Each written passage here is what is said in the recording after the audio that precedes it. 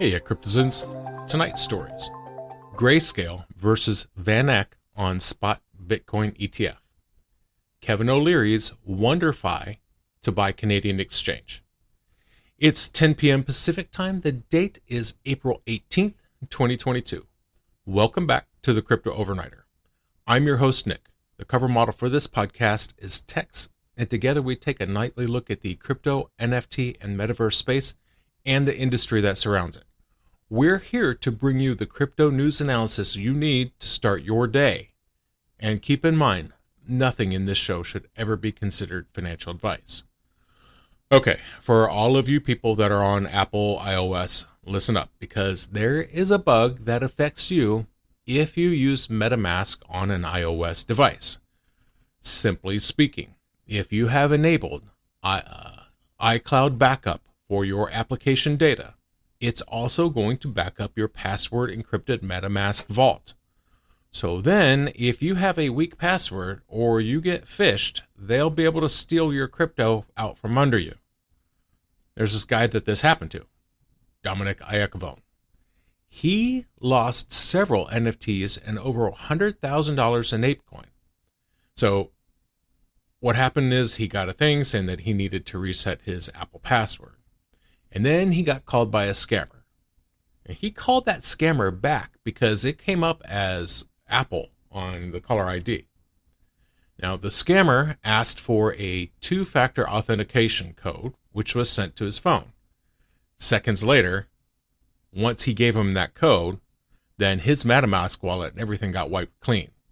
You see, the scammer already had his iCloud credentials. He just needed the two-factor authentication code.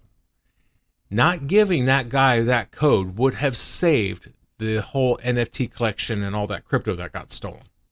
So be aware. Never, ever, ever, ever read your code to anyone. I don't care who they claim to be. Never give out that code. You know, I always say I'm not giving out financial advice, and I'm not. I will give you tech advice right now. And right now, don't give out that code. Treat it safer than your password, because I know some of y'all don't do a very good job of taking care of your password either. That's a different issue. Now, before we get into tonight's stories, let's take a quick look at the markets. We had quite the precipitous drop last night. That said, it looks like the markets are starting to recover nicely. Luna's leading the way with like 15.3% on the day at the time of writing. So, again, at the time of writing, the global crypto market cap is $1.89 trillion. That's up 0.32% since yesterday. The top 5 cryptos by market cap are Bitcoin up 1.39%, Ethereum down 0.94%, Tether, Binance Coin up 0.24%, and USDC. The global NFT market cap is up over $10.28 billion. According to CoinMarketCap, the top 5 NFT collections by sales volume are Moonbirds, followed by Mutant Ape Yacht Club, Shinseki Portal, Clone X, and Bored Apes. Keep in mind, some of these collections have very volatile prices, so do your own research. Grayscale versus VanEck on spot Bitcoin ETF. Jan VanEck is the chief executive officer of VanEck. He was on Bloomberg TV Monday, and he was talking about various and sundry when the topic turned to a spot Bitcoin exchange traded fund. He doesn't seem to think it's happening anytime soon. You see, last March, VanEck filed for a Bitcoin ETF, a spot ETF. So, what's the difference? Okay, here we go. Okay, so first off, a Bitcoin ETF, exchange traded fund. That is really just a way of letting people invest in Bitcoin, but without buying the actual asset. It makes for a simpler process. You don't have to sign up with an exchange. You don't have to worry about self-custodying your own Bitcoin because you don't have any Bitcoin. You own no Bitcoin. You own a share in a fund. Now, here's the difference between the two. When you buy into a Bitcoin futures ETF, you are not betting on the price as it is today. You are betting on what the price will be in the future. So, You could set up an order with like ProShares Bitcoin Strategy ETF. They were actually the first Bitcoin ETF approved by the SEC. If you don't buy the price today, you make an offer to buy it at a specific price in the future. And it is a bet because you have no idea what it's going to be 3 months from now.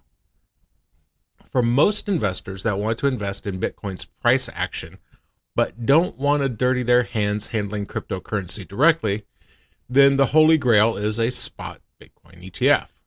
Because a spot Bitcoin ETF would offer all the same advantages of an ETF, lower fees, streamlined process and all, but with the current price, the on-the-spot price. I did do a couple of episodes of Crypto in 5 Minutes where I start talking about exchange-traded funds in more detail. I would suggest checking those out. So, VanEck filed for a spot ETF in March of last year. A number of companies already have a futures Bitcoin ETF. Last November, the SEC shot them down. They said there were issues over regulatory uncertainty and market manipulation. This is just another in a string of rejection letters the SEC has sent out to multiple firms hoping to establish a spot Bitcoin ETF. Now, VanEck was on a podcast hosted by Anthony Pompliano, and he complained that a spot ETF was being held hostage by the SEC. It's his belief that the SEC is about to get jurisdiction over the crypto market, and that's why there is this hesitancy to hand out a license for a spot ETF now. It seems Grayscale is a bit more optimistic about the future of a spot Bitcoin ETF. Michael Sonnenschein is the CEO of Grayscale Investments. During a recent interview with CNBC, he said, quote, "It really is, in our opinion, a matter of when and not if there is a U.S.-based Bitcoin spot ETF. And the reason why is a change of tactics. The SEC recently approved a futures ETF, but it was under a different act.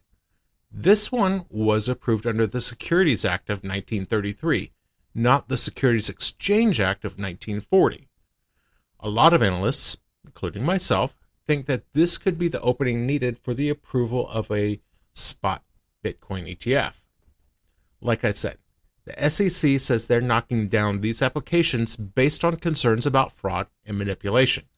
Sonnenschein argues that, quote, from the SEC standpoint, there were several protections that the 40 Act products have that the 33 products don't have, but never ever did those protections address the SEC's concern over the underlying Bitcoin market and potential for fraud or manipulation.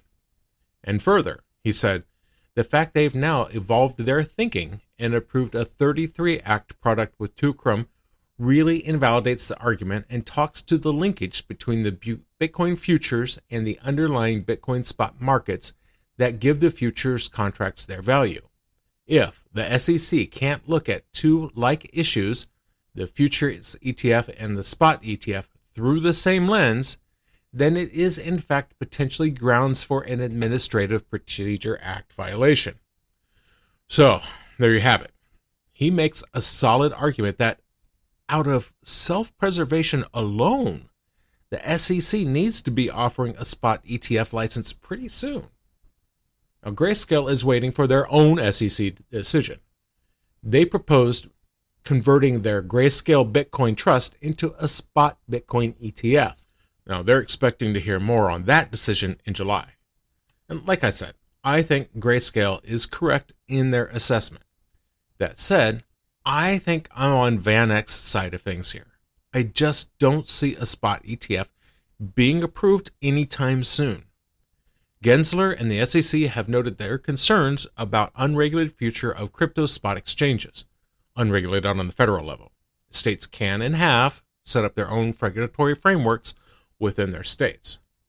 And every time one of these decisions against a spot ETF is handed down, it's because those arguing for a spot ETF, they just haven't done enough to handle the SEC's concerns. Honestly, just taken to the temperature of the air, I just don't see one until mid-2023 at the earliest. Kevin O'Leary's WonderFi to buy Canadian exchange. So an interesting note here, there are 6 registered digital asset trading venues in Canada. If this deal goes through, WonderFi will own a third of them. They already have BitBuy, so adding Coinberry will bring that up to 2 out of 6 exchanges owned. So breaking this down, WonderFi Technologies is based in Vancouver. They provide financial services using DeFi. They are set to buy Coinberry, a Canadian exchange, and that is an all-stock deal for around $38 million. Earlier this year, Kevin O'Leary's startup bought BitBuy, spent $163 million in cash and shares on that deal. If this deal goes through, that will bring WonderFi another 160 employees and 750,000 customers. Apparently, this isn't the end of the line for WonderFi's acquisition streak. When asked about it, O'Leary said there are, quote, several more and even bigger acquisitions on the horizon. He said, we're definitely setting ourselves up to go toe-to-toe on the global stage.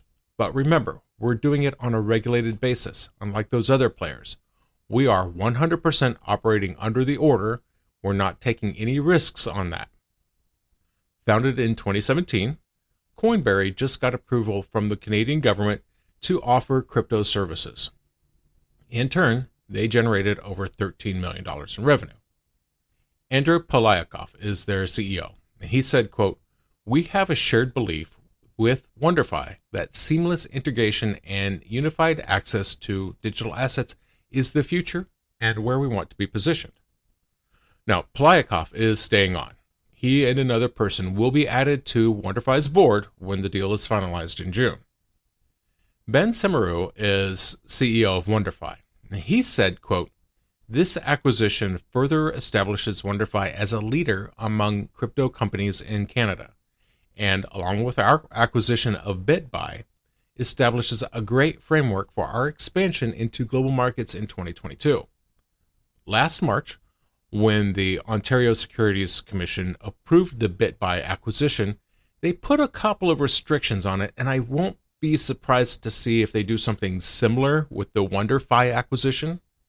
The biggest one was restricting the availability of their app to Canadian investors by their geographical location.